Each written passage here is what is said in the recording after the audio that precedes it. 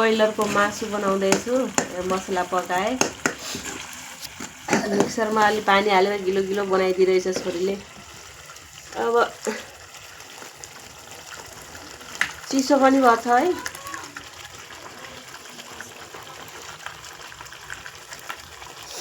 चिसो पनि छ, त्यसैले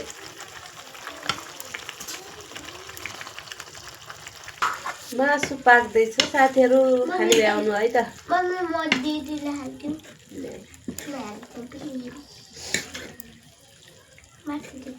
सिलौटामा पिसे अब हुन्थ्यो, मसला पनि पिस्दिएनन् है सिलौटामा। अब के गर्नु।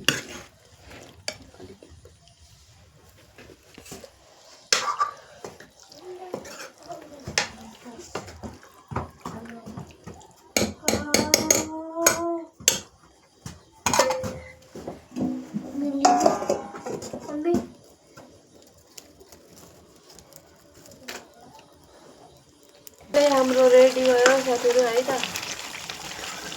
यतिकै गिर्बी बनाउने हो।